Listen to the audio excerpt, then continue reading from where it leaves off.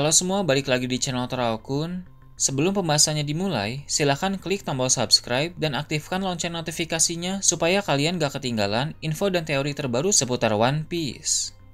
Buat kalian yang mau informasi tambahan soal SBS atau databook, kalian bisa follow Instagram Toraokun. Di sana admin akan memposting soal SBS, databook, dan berbagai teori singkat. Sekarang lanjut ke pembahasan.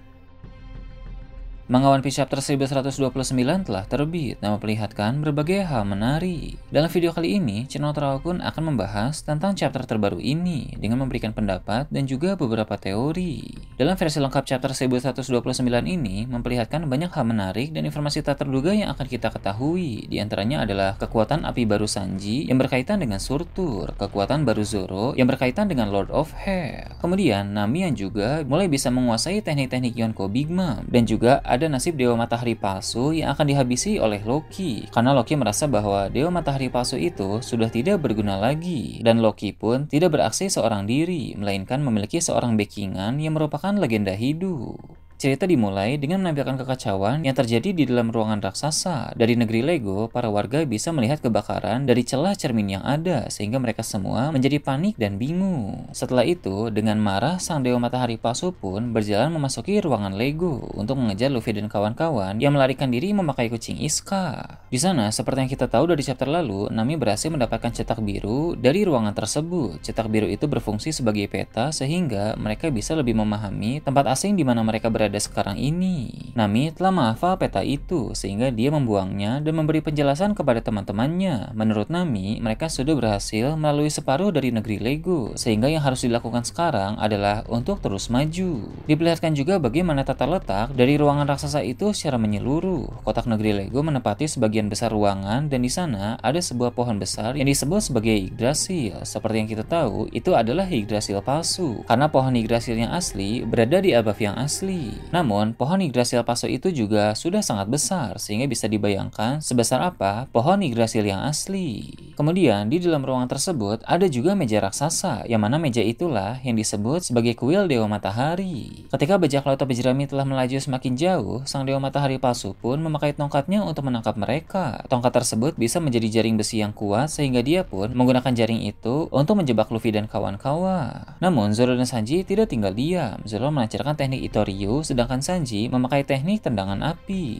Kedua serangan itu dilancarkan secara bersama-sama sehingga merusak jaring besi dengan sangat mudah. Pada babak awal arc Elbaf ini, kita telah melihat aksi-aksi keren dari Zoro dan Sanji. Dalam 2 chapter lalu, mereka berdua bersama dengan Luffy melancarkan serangan kombinasi untuk mengalahkan Iskat dalam mode singa dengan sangat mudah. Pada chapter ini, mereka pun menghancurkan jaring besi dari Dewa Matahari palsu. Seiring berjalannya cerita di Elbaf, Zoro dan Sanji pasti akan terus mendapat sorotan. Tantangan serta musuh yang harus mereka hadapi setelah ini pun semakin kuat, sehingga keduanya terus berkembang agar tetap bisa melakukan aksi-aksi yang hebat pada arc Elbaf ini. Sanji akan mulai membangkitkan mode baru yang melampaui Ifrit Jambe. Mode kaki api Sanji selalu berkaitan dengan iblis, seperti Diable Jambe dan Ifrit Jambe. Mode baru Sanji di Elbaf ini pun berkaitan dengan iblis juga, yaitu Surtur Jambe. Mengapa namanya adalah Surtur? Karena kemampuan tersebut cocok untuk bangkit di Pulau Elbaf yang berkaitan erat dengan mitologi Nordik, sebab Surtur berasal dari mitologi tersebut yang merupakan iblis api.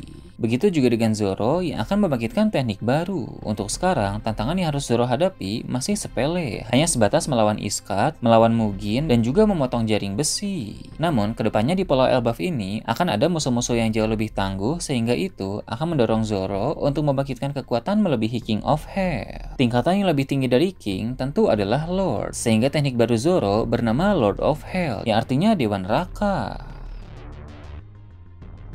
Kembali ke cerita dalam chapter kali ini, Dewa Matahari palsu semakin marah atas apa yang dilakukan oleh bajak laut topi jerami, sebab dari laporan warga, dia sudah melihat kerangka dari kelinci Irgad yang dikalahkan oleh Luffy. Nama asli kelinci tersebut adalah Glutabani, dan dia dikenal sebagai pemakan daging yang sangat ganas. Luffy dan kawan-kawan telah mengacaukan negeri Lego dan mengalahkan hewan-hewan peliharaan dari sang Dewa Matahari palsu itu, sehingga Dewa Matahari palsu itu tidak akan membiarkan mereka pergi dari sana. Namun, Dewa Matahari palsu itu tiba-tiba tertawa bahagia bahagia. Ternyata di satu sisi, dia senang atas apa yang terjadi di tempat tersebut karena ada orang-orang seperti bajak laut topi jerami. Hal itu membuat cerita dalam negeri Lego yang dia ciptakan menjadi semakin kompleks karena ada kejahatan dan pahlawan. Dia juga menganggap semua orang yang ada di sana sebagai boneka hidup yang bertugas untuk menghibur hatinya. Kemudian, Dewa Matahari Palsu itu pun sengaja melambatkan langkahnya untuk melihat apa yang akan dilakukan oleh bajak laut topi jerami. Dengan cepat, Usopp menembak ke arah cermin memakai Lethal Green Star Skull Bomb Grass. Tembakan itu cukup kuat dan menghasilkan efek asap tengkorak. Cermin yang ditembak oleh Usopp pun seketika langsung hancur, tapi masalah sebenarnya ada di balik cermin itu.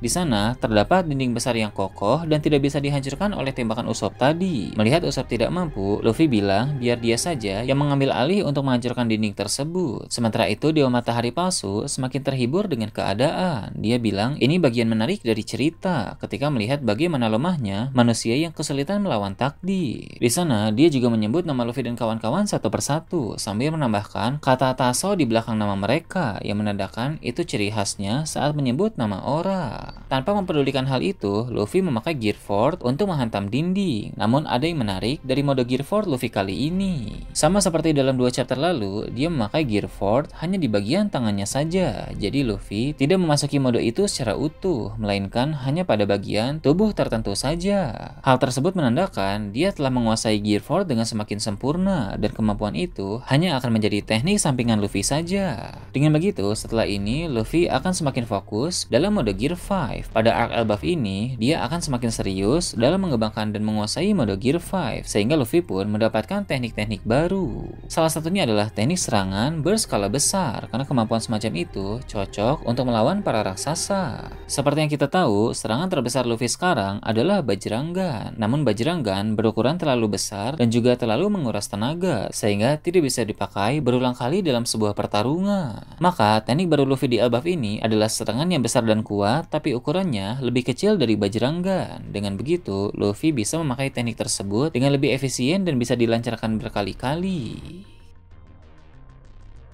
Kembali ke cerita dalam chapter ini, Luffy sedang bersiap untuk meninju dengan Gear Fort yang baru. Nami membicarakan sesuatu yang menarik bersama dengan Usopp. Dia bertanya, jika bencana alam terjadi, apakah itu bukan salah siapa-siapa? Usopp pun membenarkan hal tersebut. Ternyata Nami berniat mendatangkan bencana alam di negeri Lego dengan tujuan menghukum si Dewa Matahari Palsu karena Nami sangat kesal terhadapnya. Sanji pun 100% setuju untuk menghajar Dewa Matahari Palsu itu karena dia berani-beraninya mengganti pakaian Nami saat sedang pingsan. Namun sebelum itu, diperlihatkan kilas balik terlebih dahulu yang menjawab pertanyaan kita semua tentang siapa sebenarnya Dewa Matahari Palsu dan bagaimana dia bisa mendapatkan bajak laut topi jerami. Ternyata, Dewa Matahari Palsu itu adalah navigator dalam bajak laut New Giant Warrior yang dipimpin oleh Hajrudi. Gagak raksasa bernama Mugin adalah peliharaannya yang bertugas untuk menculik orang secara acak di lautan agar bisa dibawa ke negeri Lego. Kebetulan, kapal Tosansani melewati area kabut tidur dan Luffy, Zoro, Sanji, Nami, Usopp, serta Chopper sedang ada di kapal tersebut. Mereka semua pun pingsan akibat melewati area berbahaya itu. Ketika Gagak Mugin melihat kapal mereka, dia langsung mengangkat kapal tersebut dan membawanya kepada Road. Walau Road tahu itu adalah bajak laut topi jerami, tapi dia tetap mengurung mereka sebab Road tidak setuju dengan keputusan Hajrudin untuk bergabung dalam armada bajak laut topi jerami karena dia enggan tunduk kepada manusia. Kilas balik pun berakhir dan Nami memakai teknik Raitei bersama dengan Zeus yang mendatangkan bencana alam berupa sambaran petir besar di negeri Lego. Sambaran petir besar terarah kepada Road sehingga raksasa yang disebut sebagai Dewa Matahari itu pun kesakitan dan tumbang. Sekadar informasi, Raitei merupakan salah satu teknik milik Big Mom. Jadi bisa dikatakan serangan Nami ini setara dengan serangan Yonko. Melihat aksi Nami ini, dia juga pasti akan semakin berkembang di Pulau Elbaf. Musuh-musuh Nami kedepannya nanti adalah raksasa-raksasa yang lebih kuat dari Road sehingga Nami pun perlu untuk memperkuat lagi serangan-serangan bencana alam yang dia miliki. Akan banyak juga teknik-teknik Big Mom lain yang dikuasai oleh Nami. Selain Nami, di Elbaf ini pun Usopp juga akan semakin kuat. Walau pada babak awal arc Elbaf ini aksi dari Usopp masih kurang, tapi seiring berjalannya waktu, kemampuannya akan meningkat drastis karena Elbaf merupakan tanah impian Usopp. Pada bagian akhir chapter, Luffy memukul dinding besar di hadapannya sehingga dinding itu langsung hancur. Mereka semua pun bisa keluar dari ruangan itu untuk memulai petualangan baru. Luffy tampak begitu antusias ketika dia melihat keadaan di luar. Luffy semangat karena dia melihat bangunan-bangunan besar dan para raksasa berada di mana-mana. Hal itu membuat dia sadar bahwa sekarang ini mereka telah berada di negeri Elbaf yang asli. Di tanah para raksasa ini ada berbagai hal tidak terduga yang sedang menanti Luffy, mulai dari hal yang seru hingga masalah yang serius. Ada hal menarik juga yang bisa dibahas dari Rod. Mengapa Rod mendapatkan keberanian untuk menciptakan negeri Lego dan melakukan serangkaian kejahatan? Karena dia dimotivasi oleh sosok lain. Dia adalah Loki. Loki telah mempengaruhi dan memanipulasi pikiran banyak raksasa di Elbaf untuk melakukan kejahatan sama seperti Rod. Tapi nanti Pangeran Loki juga lah yang akan menghabisi Rod jika dia merasa bahwa Rod sudah tidak menghiburnya lagi karena telah gagal dalam kejahatan. Loki bisa sekejam dan sepercaya diri ini karena memiliki backingan yang sangat mengerikan. Sosok yang menjadi backingan Loki adalah seorang legenda hidup, mantan anggota bajak laut Rocks. Loki yang di-backing oleh sosok ini sama seperti di Wano Kuni, Orochi yang di-backing oleh Kaido. Nah itu tadi berbagai hal menarik pada chapter 1129. Gimana menurut kalian? Silahkan tulis di kolom komentar di bawah. Oke, segitu aja untuk pembahasan kali ini. Jangan lupa like, share, dan subscribe untuk video menarik selanjutnya. Gue Tora Akun, Shambles.